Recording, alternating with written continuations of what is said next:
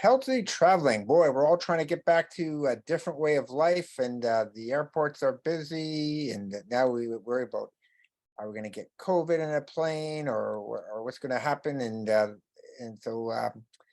what about travel insurance, pre-existing conditions, and what about the environment? There's so many factors to think about, and the team has put together a wonderful presentation. So I'm going to sit back and relax, and let's learn some more. Take it away, guys and ladies.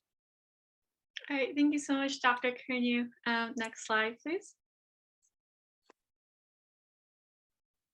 Yeah, so this is just a table of contents for today. First, we will be talking about current travel restrictions, some different types of insurance plans, unexpected trip cancellations and interruptions, how to stay healthy with diet while traveling, how to stay healthy with exercise while traveling, and different environmental effects. So next slide. So this is just an introduction. The main aim today is to allow you to enjoy your trip in good health and for it to be an unforgettable experience. We're at your assistance, whether with information for optimal travel preparations, vaccination recommendations, maps, tips in case of illnesses, and much more. And hopefully you'll be able to find some of the things we shared today helpful. So next slide.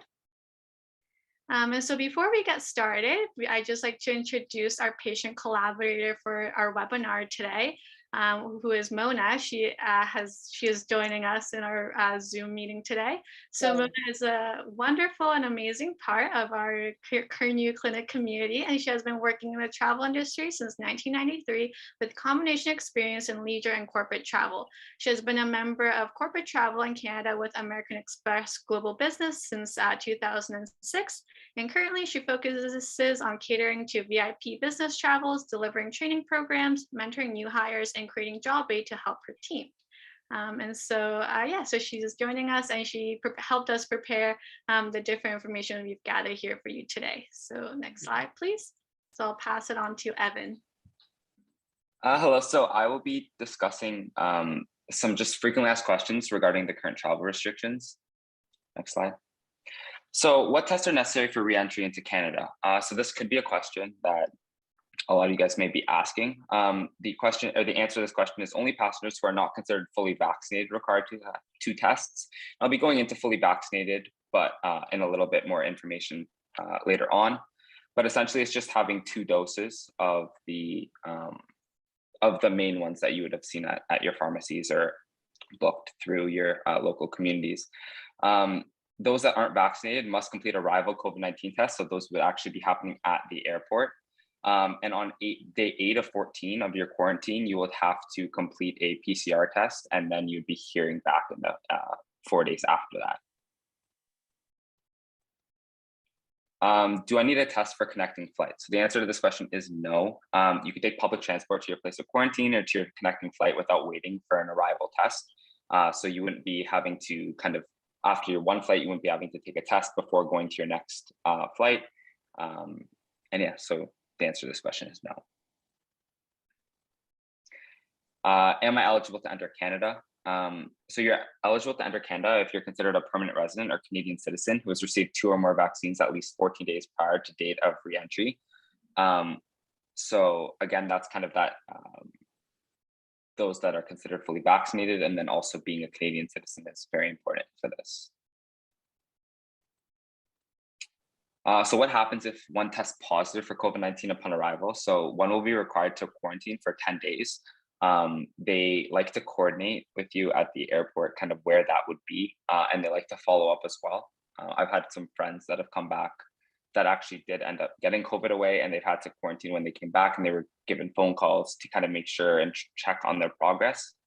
And then for kind of very similar to this is, do you still have to quarantine after arrival? And the answer to that is, if you're vaccinated, you do not. But if you're unvaccinated, you do need to quarantine for those 14 days. So what is necessary to travel out of or within Canada? So you need a proof of vaccination. So the following provinces still require the proof of vaccination. So that's Manitoba, New Brunswick, Quebec, and British Columbia. But the proof of vaccine does not guarantee entry to another country. So I believe on the Canadian government website, you can actually check which countries still require it. And that would be just making sure that you have exactly what you need to travel to those countries. And if they're if Canada is even allowing kind of travel to some countries, because some are in such critical states with COVID and other things that they don't want you traveling there. So obviously just make sure you're checking before you're booking your vacations. And the second thing is ArriveCan app, which you have to follow the instructions before entry or exit of the country. So you upload your proof of vaccination, and then you fill out a form kind of on your re-entry. And that form essentially says kind of the purpose of your travel, how you're getting back into the country, and then you have to show that to customs. Evan, that's really important that you bring up some points. So a couple of things that I want to remind people is that you have to find out if you're going to a country that has more COVID than we do or less. Right now, you know, in Ontario, we're in our 7th wave. It seems to have peaked, and we're going to expect probably a bigger wave this fall, or 8th wave. And that's when, you know, school gets back. So one of the things that I'm recommending to people is that, well, you might need just 2 vaccinations, and that gives you certainly some degree of immunity waivers. So right now, what I'm doing is that I'm getting vaccinated every 6 months. And that will change as information changes. So, you know, the hope initially that the vaccines would actually stop COVID. The answer, it doesn't. It decreases spreading and severity of illness, and that's severity is the #1 priority. So we'll learn more about that. And I got all my vaccines. So I got my shingles vaccine. I got my Prevnar 13. You know, my tetanus is up to date. My hepatitis is up to date. And so just think about, you know, is that the best way to treat disease is preventing, and vaccines have a wonderful track record. So you have to look at that and talk with your healthcare providers. And actually realizing is that I'm going to tell you something that I just learned recently. Planes have reasonably good ventilation system, but you know what? Here's a question. Let's see if anybody can get this. Are you more likely to get COVID in the front of the plane or the back of the plane? Does anybody know? It turns out the fresh air comes from the front part of the plane, and as towards the back of the plane, there'll be more COVID if there's on that plane. Now, planes are really quite secure environments. They have really good filtering systems by and large. So, but yes, you can. And so if you, so there's different grades of masks. So I have a surgical mask, a 2 or 3 ply mask, but when you travel, you can use something if you want, an N95 mask if you want to. And I think that would not be a bad idea when you're in front of a lot of people. We know the best place to be for not getting COVID is to be around nobody. Second place is to be outside, and masking makes a difference. So the days of things like cloths, masks, and things of that nature, they really don't provide that degree of protection. Surgical masks aren't bad. N95 or K95 masks that are fitted to your face makes a huge difference. Those who know me know I had a beard many years ago, and the reason I had a beard, I was just too lazy to shave. But now that I have to intermittently wear an N95 mask, a beard just doesn't protect you. So there's lots of information, and you know, a mask like this doesn't work, so it has to cover properly, and the reason for that is for protecting you and other people as well. So you know, is that COVID is an airborne disease, and so masking is important. And so always good hand washing, and avoiding people that may be sick, and proper isolation. And if you think you're sick, test yourself. And if you are sick, isolate yourself, period. Keep going. Yeah, next slide. So what are random checks? So if you're fully vaccinated, you're still eligible for randomized arrival COVID-19 testing at the airport. I will say it is very randomized. I went to Los Angeles with a few of my friends last year, actually in 2021, towards the end of the year. And me and one of my other friends weren't tested, and 3 of my other friends were. So it was very random, and they just put a sticker on your passport, and they can either send you either way. Some exceptions would include travelers who provided a positive test no more than 180 days and no less than 10 days prior to travel, or children under 5. And lastly, is the mask mandate still in effect? So yes, all passengers must wear a mask except periods of eating or drinking. The exceptions would include children under 6, people unable to remove a mask without assistance, and people with a medical certificate certifying they're unable to wear a mask. So these are just some points to consider, and these are just the exceptions. Yeah, so I'll be going into travel insurance now. Next slide, please. So it's always important that you buy travel insurance and understand what is covered when you travel outside of Canada. So emergency, based on our discussion with Mona, what she suggested is to make sure you have around $500 million in coverage for emergency medical situations that include 5 million, 5 million. 5 million. yeah, 5 million. That include illnesses related to COVID-19. You must understand your entitlements for situations like denied boarding in the event of a positive test, trip cancellation or delays, and what luggage is or isn't covered. For the rest of the presentation, I've broken up insurance into 3 types, so medical, baggage, and cancellation insurance. So we'll be talking about what they are and what to look out for. Next slide, please. So medical insurance. So medical insurance is pretty straightforward. It just covers any emergency illnesses, injuries, or expenses that comes up during your trip. And so a few things to look out for is to understand if your medical insurance is primary or secondary. So primary medical insurance is when your travel insurance pays for your medical bills. Straightforward. Secondary medical insurance is when your travel insurance pays what's left of your bill after it's been processed through your health insurance back in your country of origin. You need to make sure whether your health insurance covers outside of your country, and you may have to look into separate packages that may come with extra costs and premiums. Next thing to look out for is pre-existing conditions. So look into whether they cover pre-existing conditions, how they define it, and when the conditions apply. Sometimes they'll have weird requirements, like you have to buy a plan within 15 days from when you make your first deposit on the trip to make sure that it applies. They have weird conditions like that, so it's important that you look into when your pre-existing conditions are covered. Another thing to look into is the worst case scenario with repatriation in the case of death. This is not something easy to think about, but it is important. So this involves bringing your belongings and your body home in the case of an unfortunate accident. In the case where this cannot happen, looking into local burial or cremation or any religious requirements that you have, making sure that those get done outside of your country. And the last thing to look out for is the COVID-19 advisory warning of your intended country of travel before you go. So next slide, please. So this is just an example from Desjardins Insurance Coverage Plan. And as you can see at the top, they do cover healthcare for level 3 advisory warning countries, so avoid non-essential travel. But as you can see on the bottom, if you travel to a country with level 4, avoid all travel advisory, then you must prove that the claim that you're making is not COVID related for it to be covered. So information like this can be just found in the FAQ section of your insurance websites. And it's important that you look into this and the advisory warning levels. Next slide, please. So I'll be moving on to baggage insurance. So what this covers is just replacing lost, stolen, or damaged items. Things to look out for is the original receipt requirements. Some insurance plans will require that you provide them a full list of your lost items with their original receipts. So look into whether that applies. Other things is limits on valued items. So expensive items such as jewelry or electronics may have limits up to like $1,000, let's say. And so you can look into whether you'll get reimbursed for those.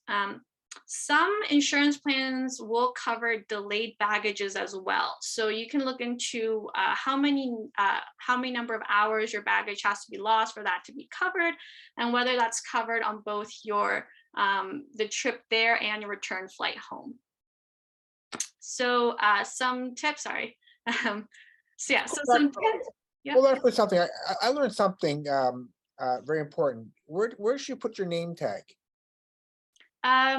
Name tag should be placed outside of your suitcase, but you should also take a picture of, this is just one of the other tips, take a picture of everything inside your suitcase and your outside so you can show it to them in case it gets lost. Also write your address or name inside your suitcase, because what happens, let's say your name tag gets ripped off.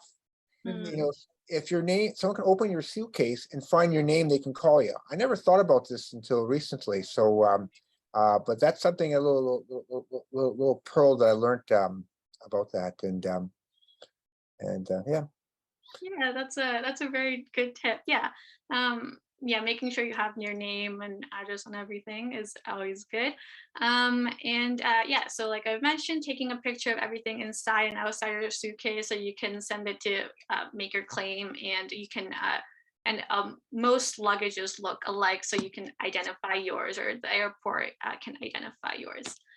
For items valued over $1,000, like I've mentioned, you probably won't get fully reimbursed for those. So it's better to insure through your homeowner's insurance or your credit card if you can.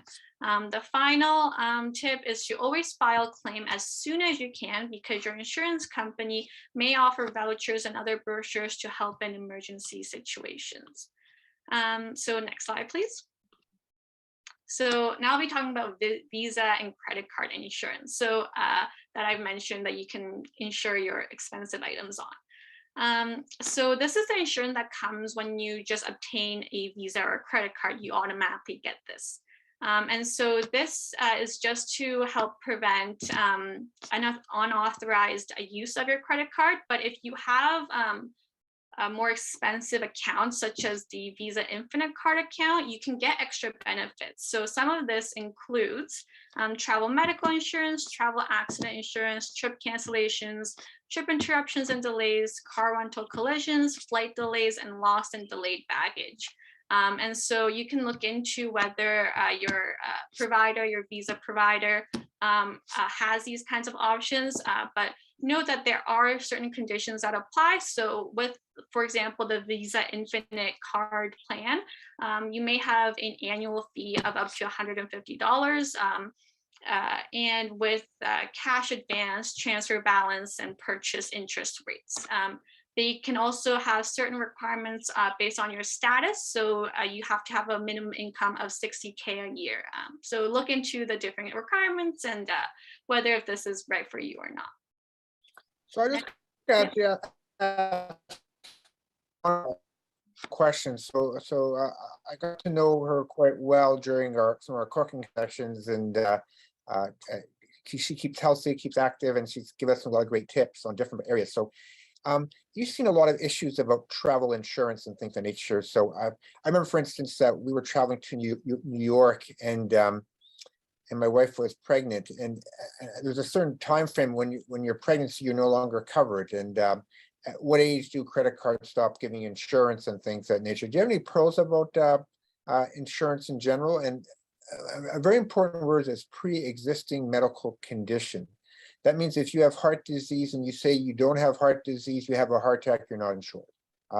If you file a big claim, the insurance company will look at all your medical records and make sure that everything that you said is actually true. I'll give you an example. Sometimes I don't know if you have heart disease, and I can say, you have probably that you have probable blockages, you have some silent ischemia, or you had something heart damage related to pneumonia or surgery. So those aren't always clear cut, and so in those circumstances, it's better to the insurance company wants to check boxes and wants you to get it wrong, so they don't have to insure you.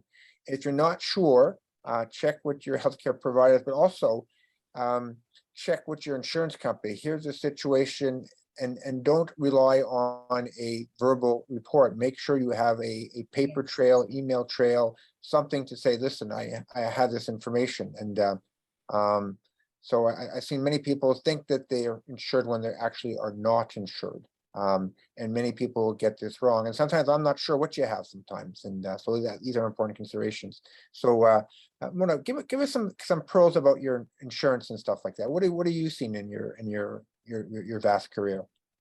So far as insurance is concerned, so many companies are offering insurance, but there are, if we look at like what is covered and what is not covered, there are total 66 coverage in total for so far as the insurance is concerned. Now there are lots and lots, but at this time I would not be biased about any company, but RBC Insurance has 66 coverage.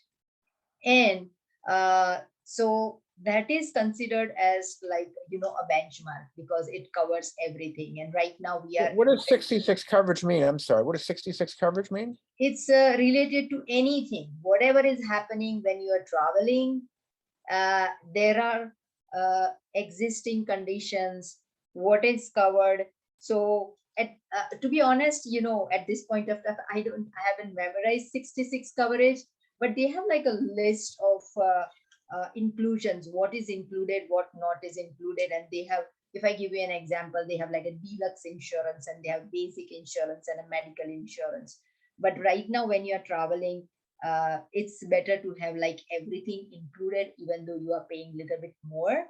So sometimes if you put that benchmark and when you compare with your credit card insurance and with other companies' insurance, so insurance has changed in a course of time. So I would take the benchmark, which is the maximum. RBC may have changed. There are other companies who have come up with a more inclusion, but at this point of time, there were like 66 different claims which you are covered. So sometimes like I would put a benchmark, what is maximum coverage versus the credit card insurance and the other company's insurance.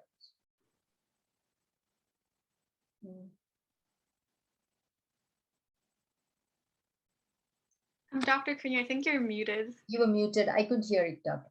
Sorry, so what's not covered in your credit card insurance that's missing that you have to pay extra for it? Anybody know? I think something related to the car rental collision, some certain things are not included. And for medical insurance, I can do some homework, Dr. Curnew, and I can provide the guideline and send it to you, what is covered and what are the 66 benchmark. And there was a comparison. So I can share that with you later by email. Wonderful.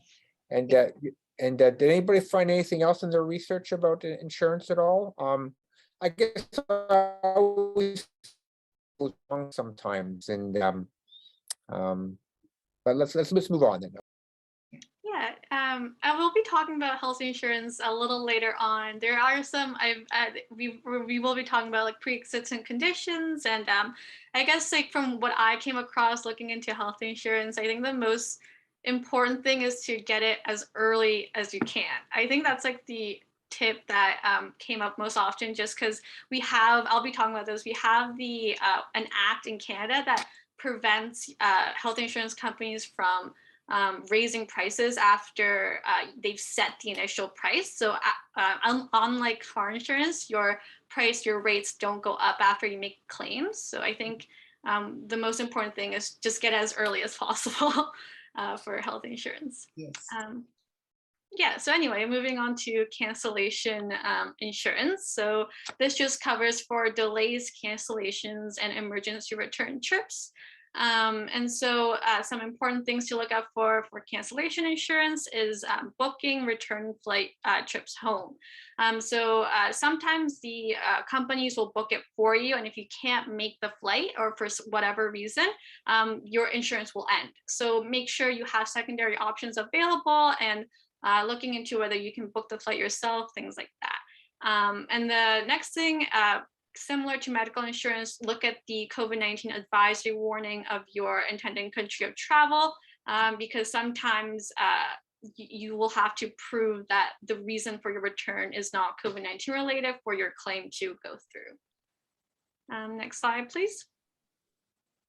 Yeah, so now I'll be talking about going into health insurance and kind of just a general of health insurance, not really related to travel, but just things that people should know, just like a basic summary.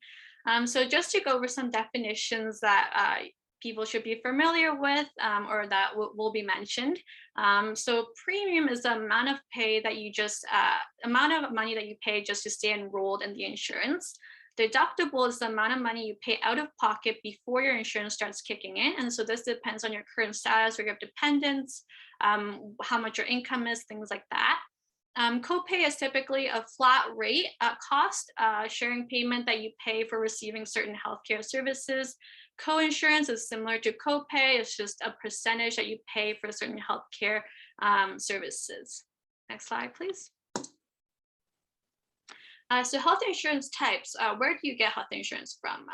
There's 3 types. So you can get employee sponsors. So this is group health insurance, typically lower cost.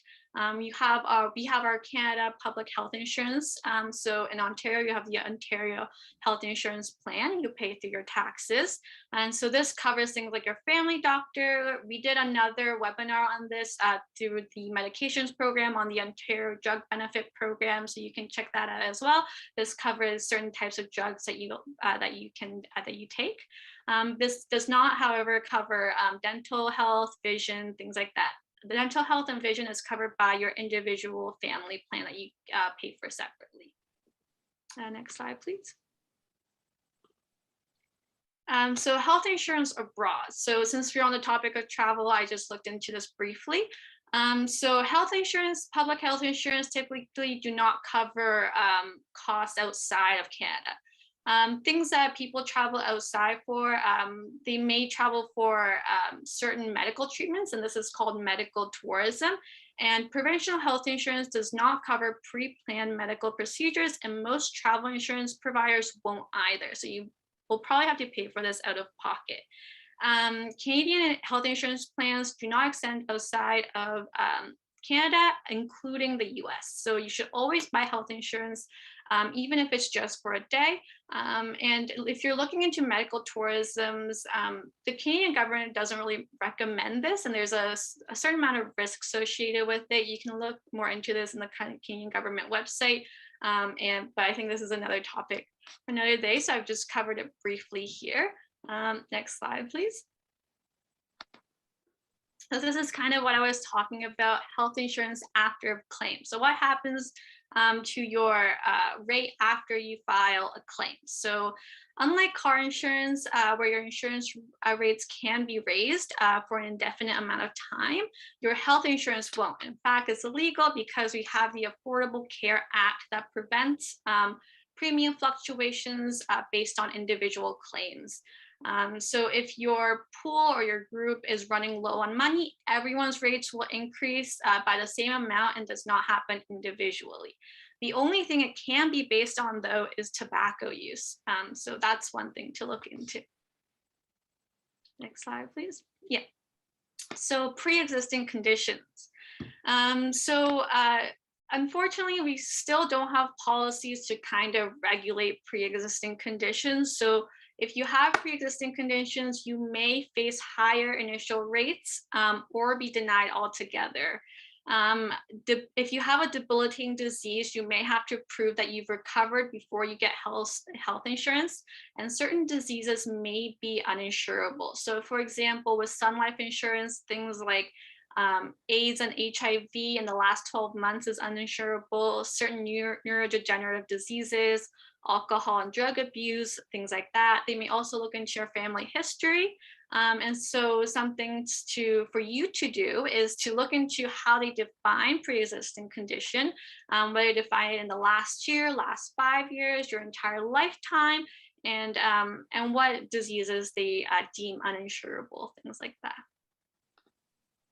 Okay, that was a long talk on insurance, but I'll pass it over to our next volunteer to talk about unexpected trip cancellation and interruption coverage. All right, so as you mentioned, we'll be talking about unexpected trip cancellation, interruption coverage. This is just going to be a few airport tips and just general knowledge about when you're traveling. All right, so number 1, consider packing a carry-on instead of checking in luggage. Potential baggage delays mean that your luggage may not arrive with you or take extra time to be unloaded off the plane. If you do bring a carry-on, though, make sure it fits the size requirements for all the airlines you're flying on and with any tour operators. And when I say it fits, please make sure it fits. You can't just like sit on the wireframe to make sure you can squish it in there, because at the end of the day, you may just have to check it in when you do depart.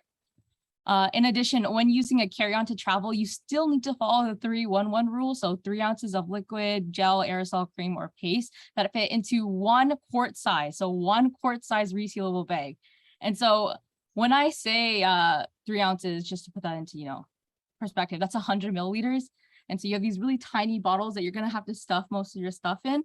And let me tell you, the staff at Pearson they really do crack down on this whole rule of like 1 quart bag. So I know that you may have some like personal hygiene products in your carry-on. You will be forced to take them out and put them in this bag specifically. You can't have them in a makeup bag. You have to transfer them over to this clear bag. All right. And if you are checking in luggage, make sure your carry-on has your hygiene essentials, any medications, and a change of clothing. Furthermore, expect longer wait times at the airport. The old standby of being at the airport 1 hour before takeoff for domestic flights and 2 hours before international flights doesn't really apply anymore. The CAA currently recommends arriving at the airport a minimum of 2 hours before domestic flight departures and at least 3 hours for international flights. Now, I went on vacation about a week and a half ago to Jamaica. I just got back. And honestly, from my own personal experience, when we were coming back from Jamaica, we got to the kiosk. So we literally just went into the airport and we had to wait at the kiosk for 2 hours themselves. And we were flying with WestJet. The line barely moved. It was turtling the entire time and we barely made it to our flight. So just be conscious of like where you are, even though the Jamaican staff there was pretty quick with our luggage to begin with. Also, if you're arriving in Canada, be sure to be prepared for random testing. I know Evan touched on this, but random testing exists. Almost every single family on the flight, you could just hear them at the luggage carousel going, oh no, I've been selected for like random testing. And there are some pretty hefty fines associated with it if you don't do it. I believe you have about 72 hours to do it. And from what I know, almost every household will have someone who will have to do it. For me, it was my sister who had to end up doing it.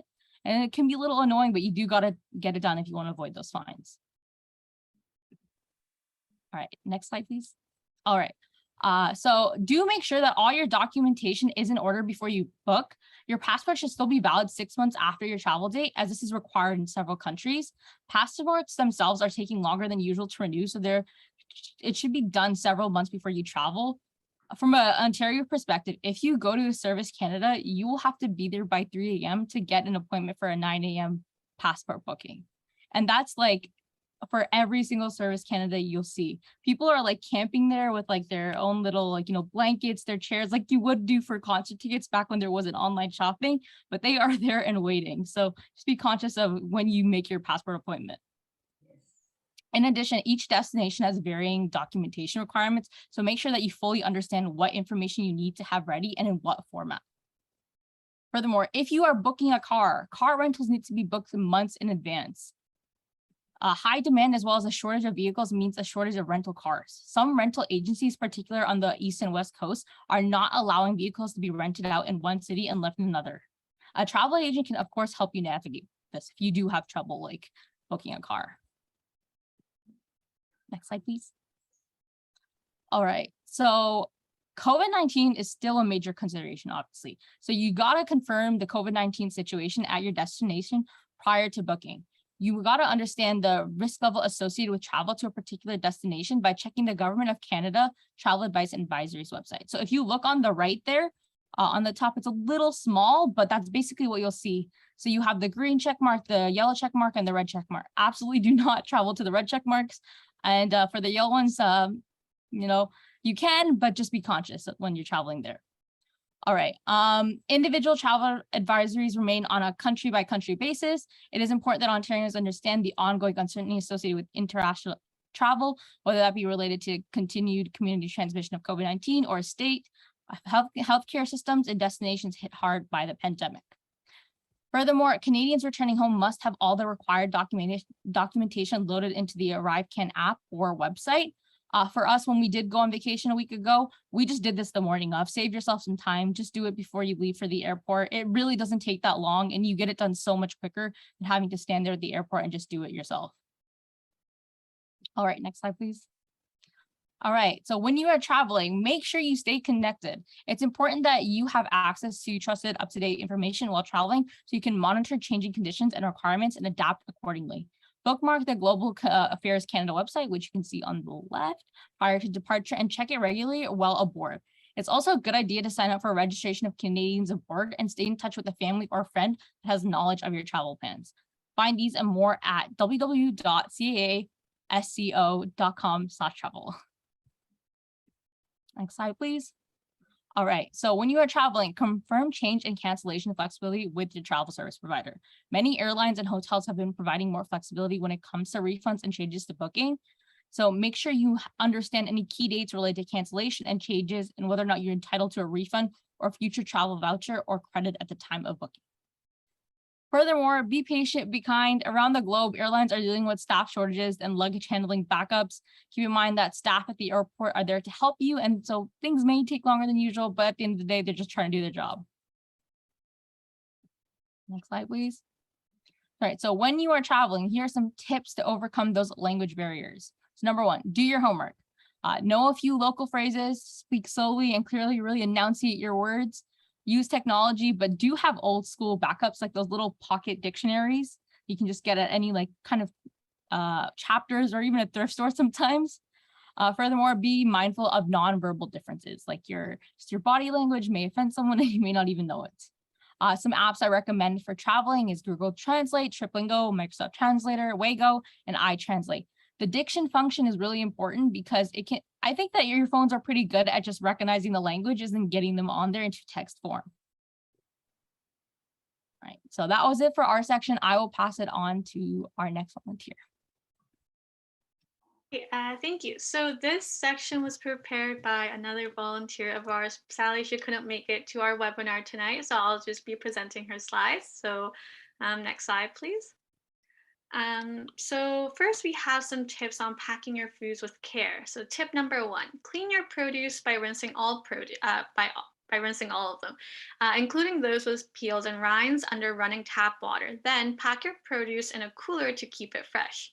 Number two, keep cold foods cold. This means using a cooler or ice pack, for example. Number three, keep hot foods hot. Some ways to do this are by using heating packs and thermoses. Number four, pack healthy, non-perishable snacks if possible. Number five, in order to stay clean, pack disinfectant wipes and carry sanitizer with you wherever you go. Next slide, please. So we have some tips for healthy eating while traveling. So we have an acronym PSWR. So the P stands for pack and prep. It's worth to spend a little extra time planning in order to pack or prepare your own food. The S stands for small portions. Whenever possible, try to eat smaller portions. The W stands for water. Drink plenty of water to stay healthy and hydrated during your travels. Finally, the R stands for regular. Try to stay as close to your regular diet as possible. Next slide, please.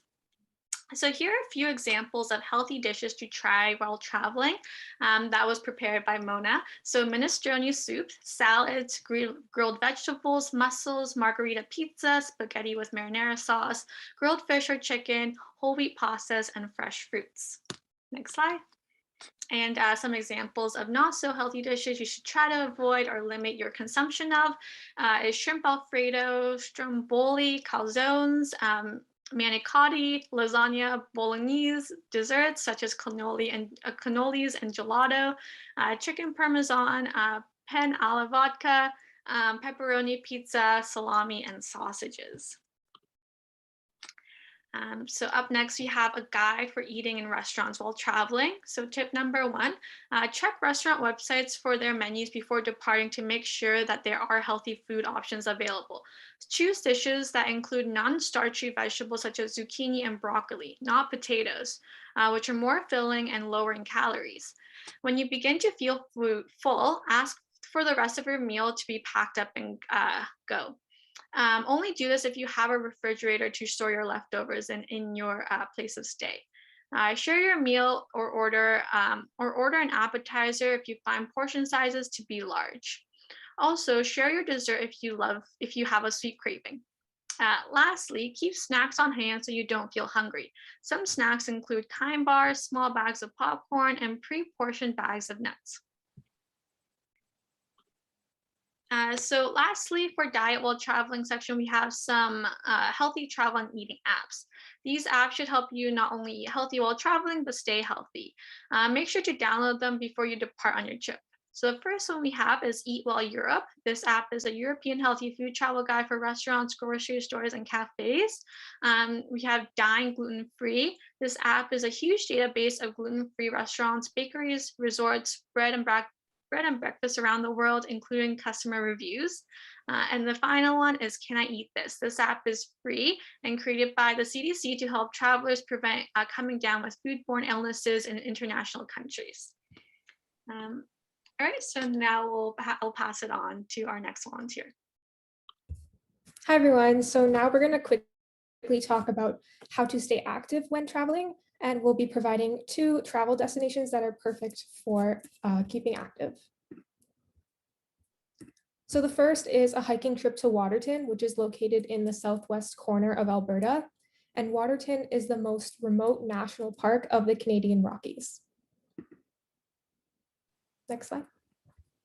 Waterton is also known as the wildflower capital of Canada because it's home to about 1,000 vascular plant species, which you can see in the picture there, and including half of all the wildflower species found in Alberta.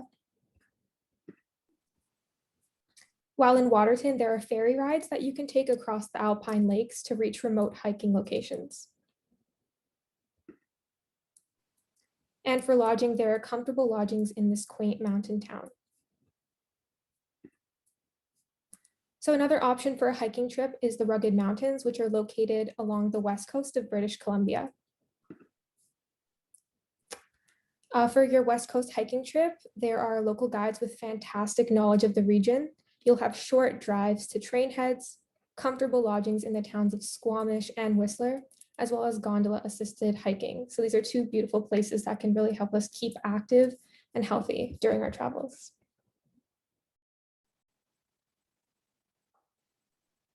Okay, so to end off our presentation today, I'll be talking about some environmental effects of traveling. So the biggest contributor right now to kind of climate change, global warming, are flying and cruises in terms of traveling. So as we know, climate change is a fast and detrimental kind of issue that we are facing right now. And we want to slow down global warming, if you can, to a maximum of 2.5 degrees. We've already seen its effects with increasing extreme weather conditions, more forest fires, especially those happening in BC right now, and rising sea levels. So how does traveling impact climate change? Next slide, please. Focusing mainly on air travel, one single flight can equal to 1 year of car usage. Flying releases carbon dioxide, nitrous oxides, and debris, which all contribute to trapping of heat in the atmosphere. And they also leave behind trails of water vapor, which again contributes to trapping of the heat. By 2050, aviation emissions are expected to double or triple and consume a quarter of the global carbon budget that we can spend based on the optimal 1.5 degrees increase scenario. So this will equate to 3,000 million tons of carbon dioxide in the air. Next slide, please. So this is just an example. Go back one more slide. So you're saying that one single flight is equivalent to driving a car for a year. That's per passenger? An entire plane? Yeah, that's per passenger. Wow. Yeah. Definitely, yeah. Yeah, next slide, please. So this just kind of brings up your point, Dr. Curnew. Taking one return flight at home can produce more CO2 than some citizens of countries. So, for example, the average citizens in kind of middle of Africa produces less CO2 than one trip per passenger from London to Rome. And we have some other examples that you can see on the screen as well. So just to give you an estimate of exactly how much CO2 per passenger a flight can release is a trip from London to New York is 830 kilometers, and per passenger releases 986 kilograms of CO2, which is quite a lot. So next slide, please.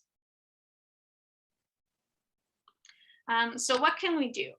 Well, the naive kind of thing to say would be don't take any trips at all, or try to limit the amount of trips. But if you have to travel, right now, currently in terms of fuel efficiency, things like that, the most economic way to travel long distance is by train. So if you can, if you're traveling kind of interprovincially or within Canada or to the US, taking the train might be worth it. You know, you can sightsee, kind of plan out a few days, and yeah, and so, it might take a few more days, but it can be a nice experience for you. Some other tips is to fly economy to increase efficiency. Take direct nonstop flights. Take daytime flights, and this is because, as I've mentioned, planes leave that trail of water vapor, and during the daytime, that trail of water vapor, although it's tiny, can still reflect heat that's reflected off of the surface of the earth back down, and can contribute more to CO2. Sorry, during nighttime, it can reflect heat back down. So taking daytime flights will help against that.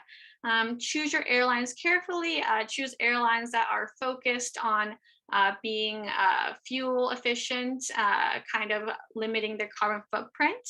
And if you're a flyer yourself, picking the most fuel efficient route based on winds and using gliding techniques. So you can see in the picture, I think that's a picture of Dr. Curnew with the SOSA organization in Toronto. And the SOSA organization helps give different flight experiences to its patrons by using the gliding technique. And Dr. Curnew, I don't know if you want to speak more on that. One of the things is that new challenges. So I'm picking up plane gliding. So you don't want to fly in a glider with myself at this point. I'm the guy in the front seat. There's a pilot in the back who knows what they're doing. So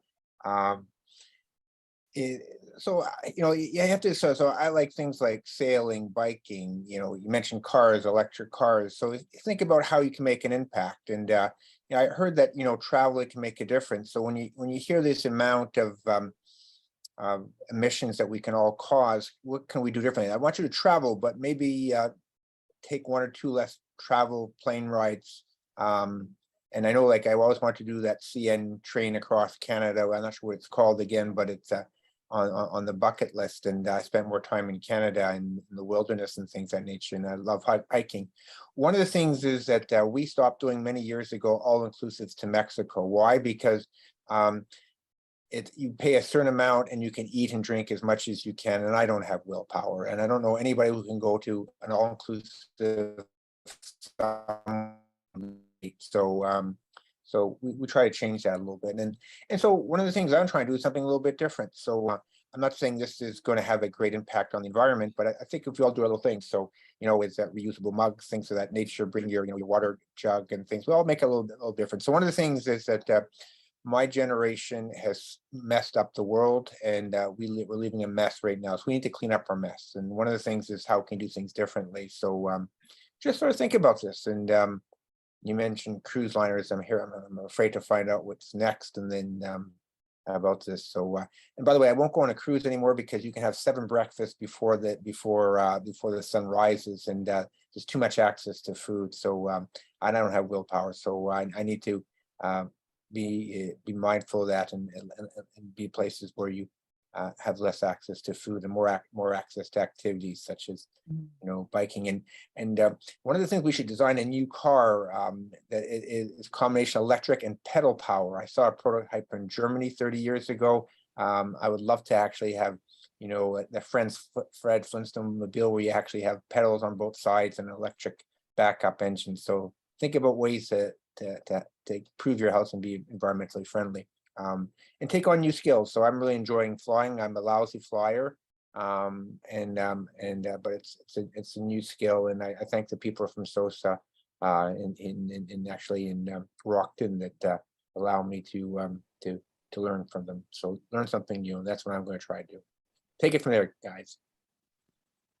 Yeah, well, so unfortunately, so I did mention cruise liners because it is one of the largest after flying that contributes to environmental effects, but we don't have time to kind of include this in our presentation today. But if I just talk a little bit more about it right now, cruise liners have been recently kind of have been exposed for their illegal activities in the sea, especially where the laws can kind of be murky. So they've been charged with dumping food mixed with plastics into Bahamian waters, falsifying records of environmental compliance, illegally releasing over 500,000 gallons of sewage and food waste globally, illegally discharging oily wastes off the coast of England, and just dumping thousands of gallons of wastewater in the Glacier Bay. Not to mention their pretty on par with their their CO2 emissions with flying. So cruise liners are a growing industry, but they're contributing so much to environmental impacts right now. And not only that, they're being currently investigated. A lot of them are being investigated for inappropriate treatment of their workers, underpaid staff, abuse, things like that. So cruise lines is the one thing that I would say try to avoid right now. Yeah. But if you go to our next slide, it's just a thank you page. Thank you for listening to our presentation. If you have any questions, you can email us. And yeah, and again, I want to thank Mona again for helping us prepare this. Welcome. Well, you know what? I'd love to. I want to first thank Mona. She was instrumental in so many facets, and I miss her warm smile and expertise. We did when we were doing our cooking on Sunday. She did a cooking, or not just cooking, but travel across Canada. And during the pandemic, I spent a lot of time traveling across Canada, and I love Canada. I spend more time. I love being in the wilderness. Thank you, Mona. So, Mona, why don't you say a few pearls and what some of your reflections about traveling of today, tomorrow, and what some advice do you give to travelers these days? Sure. Dr. Curnew, traveling after COVID has been drastically changed. Previously, we just book a flight, maybe if you are traveling in the evening, and if you think you would like to go somewhere, you just book your flight in the morning, just leave. Those days are not anymore. So in the context of preparation, a good preparation before travel is really important. When we are talking about packing your bags, I would say in the experience of leisure travel and corporate travel, how many bags you have, I would make a photocopy of your passport, the photocopy of your airline ticket. I know it's an e-ticket, but airline ticket, a photocopy of even like first page of your insurance. So if you have 3 bags, so if I give you an example, if you have like 2 checked bags and you have 1 carry-on, I would make 3 copies of each and keep in everything. Because if you have your physical passport with you and other belonging, and if anything is lost, then you have other bag where you have copy. And if you are stuck somewhere, if you're traveling abroad, then you can at least you have a copy, and you can, whichever country you are, you can at least like get the passport done and come home, rather than just getting stuck. Another thing is about the credit cards, because globally the crime is increasing day by day, and the theft is increasing day by day. So I would carry less, as much as like minimum numbers of credit card. And there are some offices. I would give you an example. CA office has a small, like I would say, like it's smaller than a cell phone. They have like a pouch to carry your credit card, which is where someone cannot take an advantage, because now even someone is like brushing, they would have used your credit card. So those are like the small, like I would not say call it a wallet, but like a small pouch you get, which is safe, where there are less chances of getting theft or getting your credit card used or abused by somebody. And right now everyone is being very careful, and as and when if I talk about the future, we talked about like past tense and present. If I talk about the future, People are getting very cautious about their travel, I would say requirement, and they are very careful. And people across the globe have taken COVID very seriously. And they like to travel, but they would like to be very careful, whatever they are doing. They just do not want to just blindly go anywhere. People are doing good homework. People are checking the travel requirements. People are checking which countries has which wave going on. So after COVID, people are more careful about their travel planning. So I think I would say COVID has brought COVID is an eye opener for everybody, and people are being more careful when they plan their travel.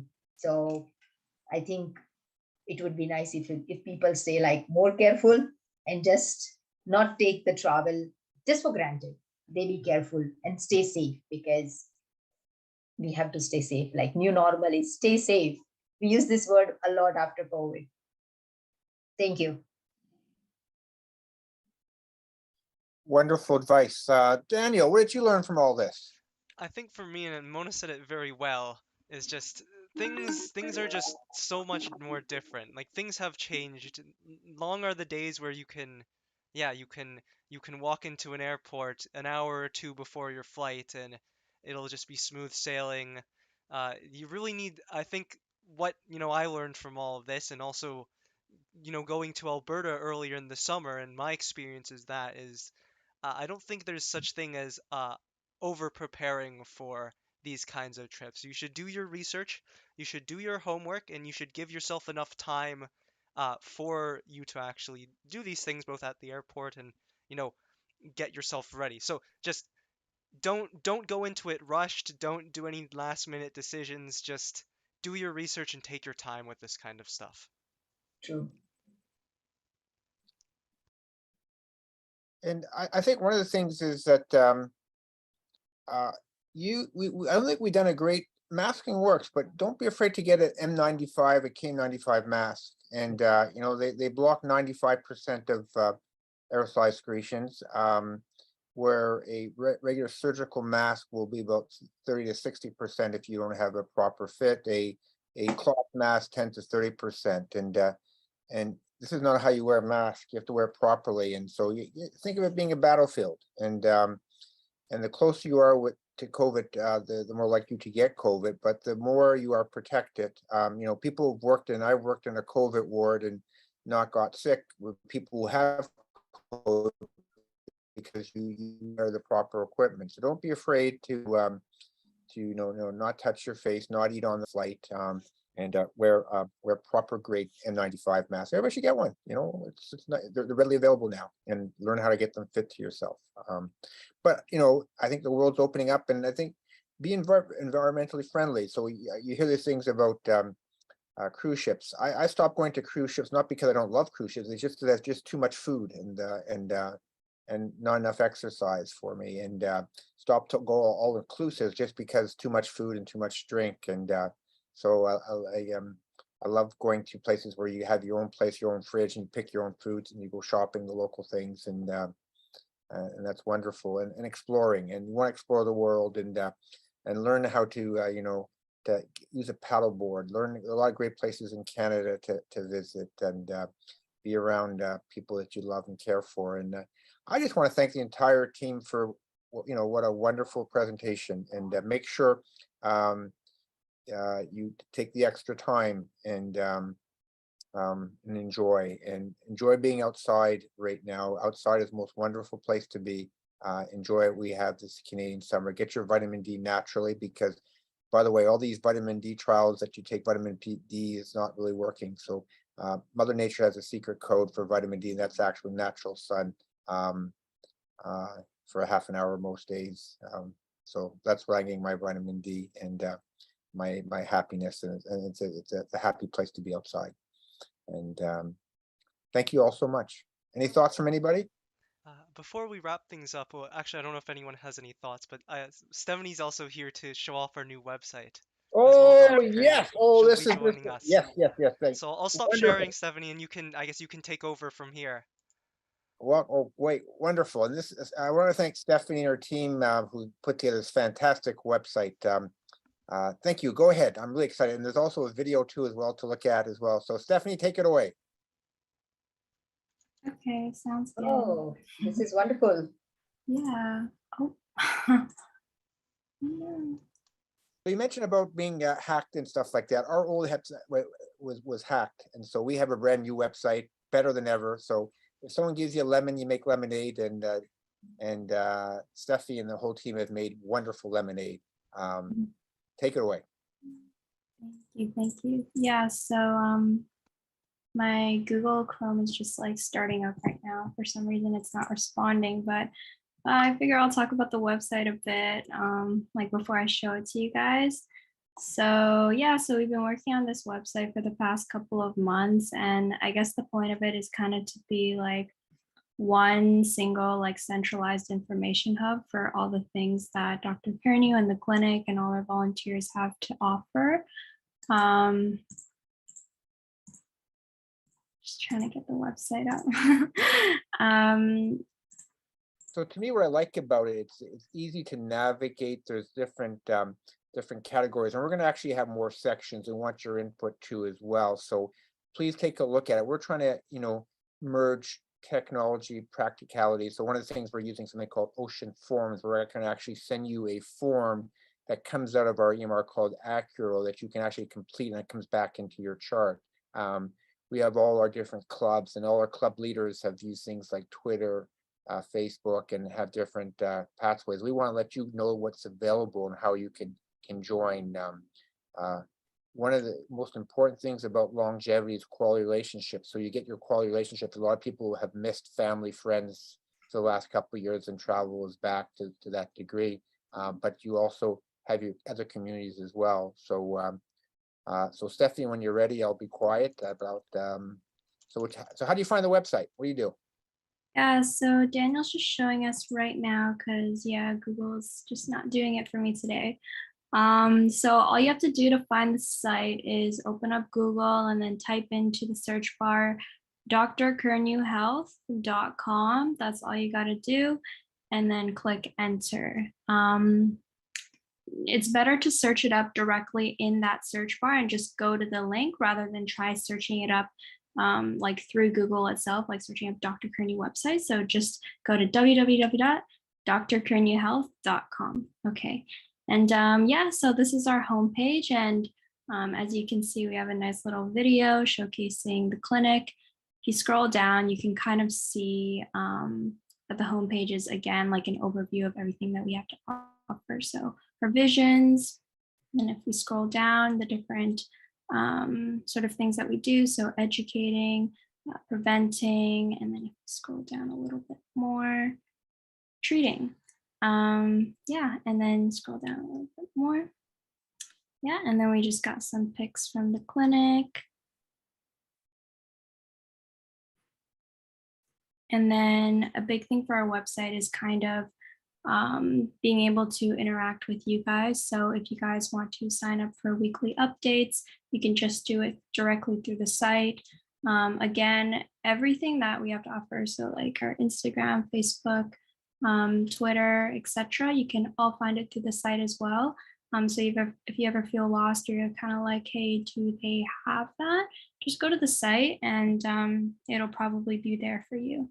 So yeah, so for example, we have our Instagram page there. And then if you scroll down a little more, we've got at the footer there, we've got how you can contact us as well as our socials on the right-hand side there. So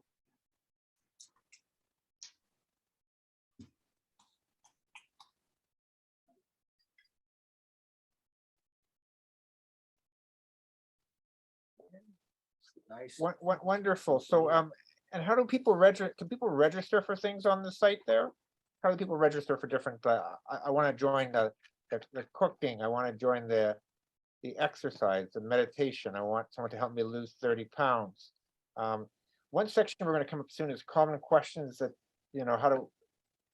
how to work better with Dr. Curnew and their team and things. We'll give you best times to call the clinic, for instance. And one of the things is that we have different, we'll give a lot of information about that. We're gonna actually have like a bulletin board with good information, new links. So there's a lot for us to do over here.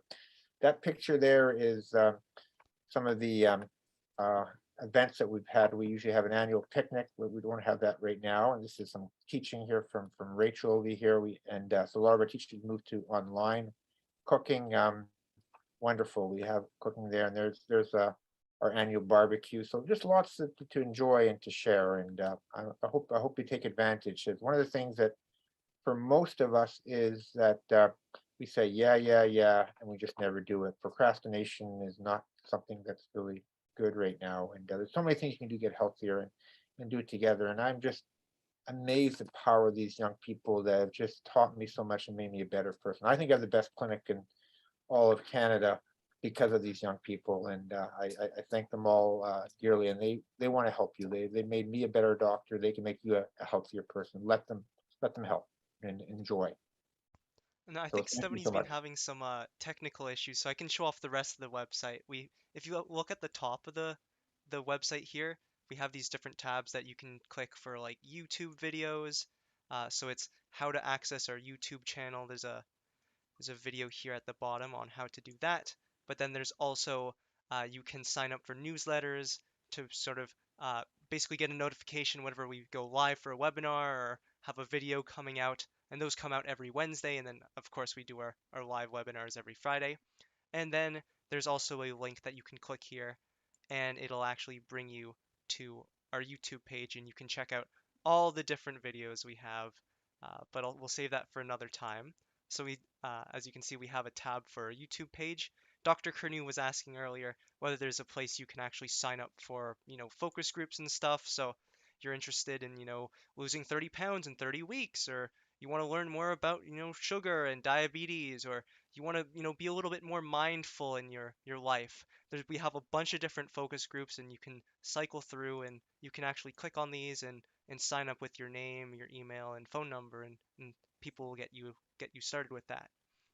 The other main, section I wanted to point out, and that I think is really important on this website, is the appointments tab, because it has a long sort of list of what to sort of expect from your appointments with Dr. Curnew, as well as sort of, key things to remember, including like, taking your blood pressure, having a medications list prepared, checking to see if you actually need like refills or renewals, because we get a lot of, calls from pharmacies and stuff, and it takes up a lot of time. So it helps us, help you by having these kinds of things ready for, when you have an appointment with Dr. Curnew. So it's really, really helpful, this website, particularly this appointments section, to sort of just review it before you have your visit with Dr. Curnew. And the last sort of section I want to highlight is just up here.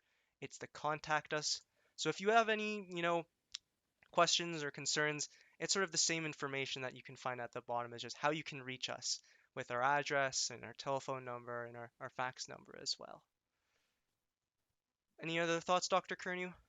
Yeah, it's important is that you usually, if you want to get a hold of us, is that there's the office phone number. A lot of us are calling from our cell phones, so we don't want you to call on our cell phones, because we're dealing with somebody else. So for me, for instance, on my cell phone, you can text me, but don't call me, because I'm doing something else and I want to give that person their time, and of course you your time too as well.